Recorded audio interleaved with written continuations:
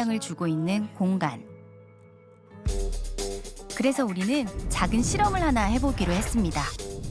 뇌의 목소리로 불리는 뇌파를 측정할 수 있는 장비를 착용하고 중학교 3학년 두 학생에게 숲과 터널을 지나보게 했습니다. 과연 이 두 공간에서 뇌는 어떻게 반응했을까요?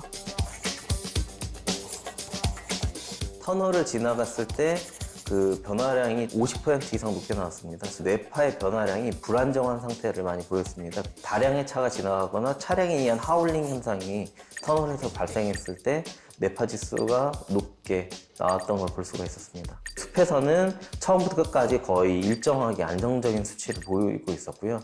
흥미도 같은 경우에는 사람들이 어떤 사물에 흥미를 느끼거나 어떤 거에 약간 긍정적인 치수의 뇌파라고 볼 수가 있는데요. 도시숲에서 흥미도가 거의 16% 가까이 높게 나왔고요. 그럼 이건 어떨까요?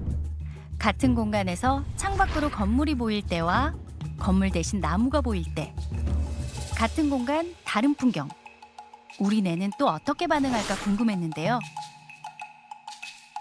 두 학생 모두 다 도심 지역에서 스트레스 지수가 20% 이상 높게 나왔습니다.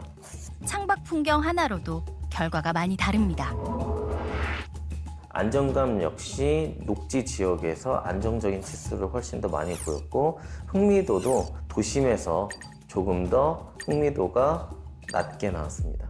공간의 변화가 그 사람의 뇌 인지 신경 과정에 지속적인 변화를 일으키기도 합니다. 예를 들면 우리가 붉은색 환경에 놓여 있으면 굉장히 긴장하게 되고 쉽게 감정이 격앙돼서 그 안에서 생활하는 사람의 1년간 사용하는 어휘라든가 아니면 평소의 감정, 분노 감정 표출을 재보면 그게 좀 현저히 높아져 있다거나 심지어는 창의적인 업무처럼 되게 추상적이고 고등한 사고도 좀 녹색 계열의 환경으로 바꾸어주면 그런 사고들이 좀 더 고무되더라.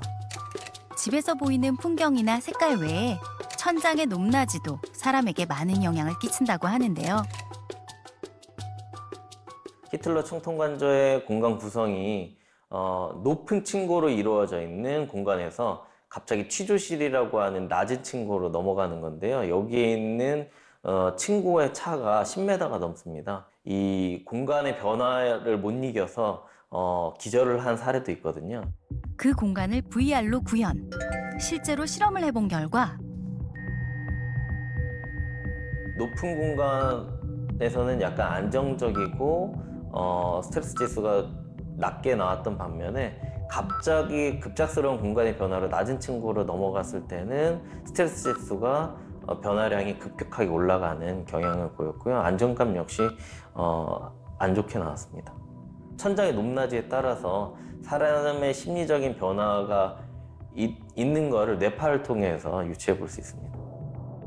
천장 높이에 따라 기분이 어떻게 달라지는지 여러분도 한번 느껴보세요.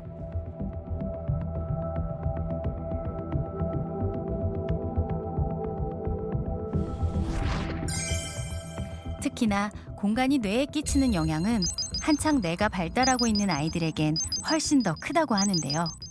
아이들의 경우에는 정상적인 발달 단계에 이 공간이 굉장히 중요하게 영향을 미치기 때문에 어떤 환경에 놓이느냐에 따라 아이들이 변화하는 폭이 굉장히 넓습니다.